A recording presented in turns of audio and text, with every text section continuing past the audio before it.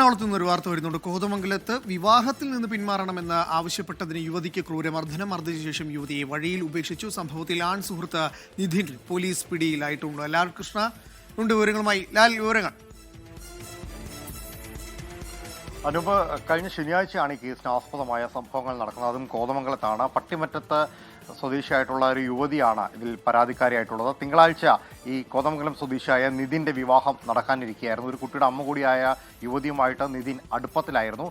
ഇവരുമായിട്ട് വിവാഹ വാഗ്ദാനം നൽകിയായിരുന്നു ഈ അടുപ്പം ഇയാൾ കാത്തു സൂക്ഷിച്ചിരുന്നത്. എന്നാൽ യുവാവ് തിങ്കളാഴ്ച വിവാഹം കഴിക്കാൻ പോവുകയാണ് എന്നറിഞ്ഞ് യുവതി യുവാവിനെ സമീപിക്കുകയും നിതിനെ സമീപിക്കുകയും നിതിനോട് വിവാഹത്തിൽ നിന്ന് പിന്മാറണം എന്നാവശ്യപ്പെടുകയും ചെയ്തു. അത്തരത്തിൽ പിന്മാറിയില്ലെങ്കിൽ വിവാഹ പന്തലിൽ വന്ന് പ്രശ്നമുണ്ടാക്കും എന്ന് യുവതി പറഞ്ഞു. ഒരു സമവായത്തിന് ശ്രമിക്കുന്നതിന്റെ ഭാഗമായിട്ടാണ് നിതിൻ ഇവരെ കോതമംഗലത്തേക്ക് കൂട്ടിക്കൊണ്ടു പോകുന്നത്. കാറിൽ വെച്ച് തോർത്തുകൊണ്ട് കഴുത്തിൽ കുരുക്കിടുകയും ക്രൂരമായി കാറിലിട്ട് മർദ്ദിക്കുകയും ചെയ്തു. മർദ്ദനത്തിൽ അവശയായ യുവതി മരിച്ചു എന്ന് കരുതി കൈകൾ കൂട്ടിക്കെട്ടി കോതമംഗലം ന്യൂ ബൈപ്പാസ്, തങ്കളം കോഴിപ്പള്ളി ഭാഗത്തുള്ള ന്യൂ ബൈപ്പാസിൽ ഇവരെ ഉപേക്ഷിച്ച് അവിടെ നിന്ന് കടന്നു കളയുകയുമാണ്. ഈ കടന്നു കളഞ്ഞ സമയത്ത് പോലും ഇവരെ കയ്യിൽ നിന്ന് 12 പവനോളം സ്വർണം ഇയാൾ കൈക്കലാക്കി എന്നാണ് അറിയുന്നത്. പിറ്റേന്ന് പുലർച്ചയോടുകൂടി അവശയായ യുവതി കോഴിപ്പള്ളി ഭാഗത്തേക്ക് എത്തി നാട്ടുകാരോട് വിവരം പറയുകയും അവിടെ നിന്ന് നാട്ടുകാർ ഇടപെട്ട് ഒരു സ്വകാര്യ ആശുപത്രിയിലേക്ക് മാറ്റുകയുമാണ് ഉണ്ടായത്.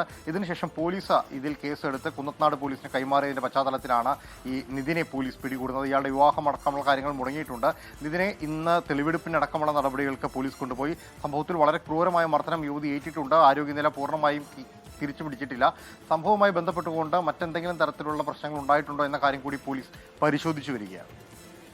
അതെ, വളരെ വലിയ ക്രൂരതയാണ് ആ പെൺകുട്ടിയോട് ഇപ്പോൾ കാട്ടിയിരിക്കുന്നത്. എന്തായാലും പോലീസ് അറസ്റ്റ് ചെയ്തിട്ടുണ്ട്. തുടർ നടപടികൾ സ്വീകരിക്കും. ലാൽകൃഷ്ണയാണ് കൊച്ചിയിൽ നിന്ന് വിവരങ്ങൾ നൽകിയത്.